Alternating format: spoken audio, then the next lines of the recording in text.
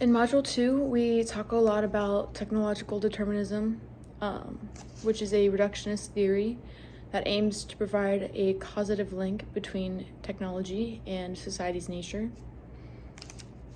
We learned about how Karl Marx believed that technological progress leads to newer ways of production in a society, and this ultimately influences the culture, political, and economic aspects of the society.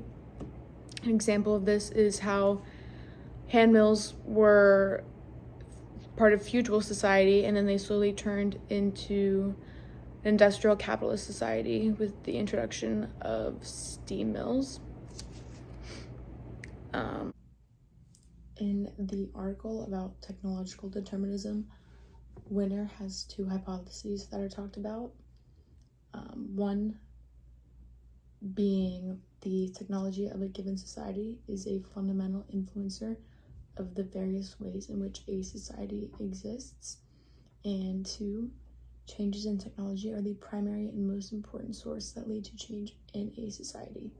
So I'm going to talk about that a little bit later, but it also talks about how technology influences the level of knowledge in a society.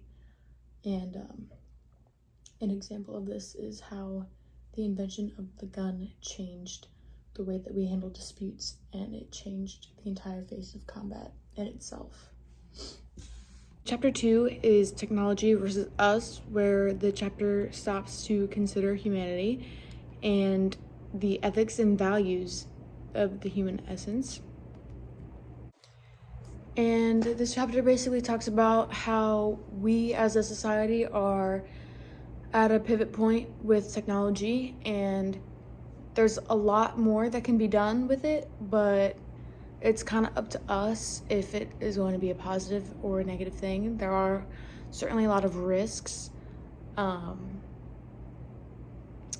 and that's pretty prevalent. I mean, there's a lot of movies out there, where robots take over the world, stuff like that. And it sounds silly, but to be honest, we really just don't know what could happen as technology progresses. And it's going to progress a lot in the next 15-20 years, which is kind of scary because nobody really knows. And it's really up to us to decide which path we want to take it. I actually saw a TikTok the other day that was, it made me think of this class because the video was about a robot, and I think it was the most advanced robot to date, and the video was of the robot speaking and was basically acknowledging that it thinks humans are scared of it. And the reason why the robot said that was because everyone was videotaping it. I don't remember exactly what happened in the video, but the robot went on to say something to the extent of it didn't want anything at all, and something about the need or want.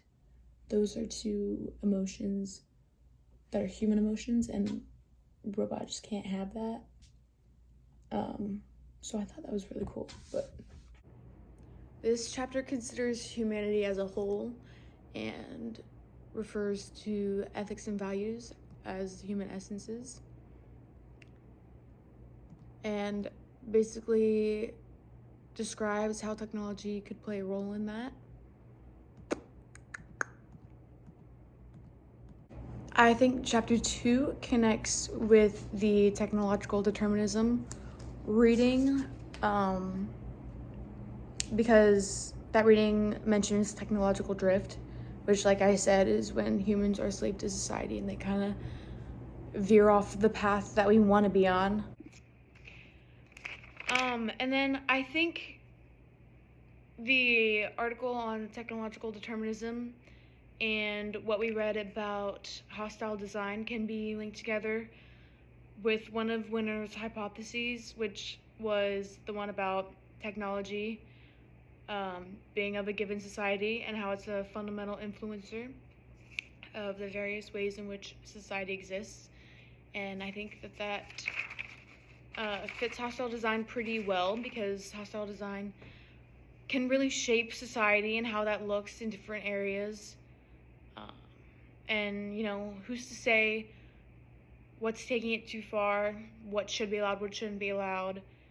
And you never really know how hostile designs are going to change as we progress more into the future.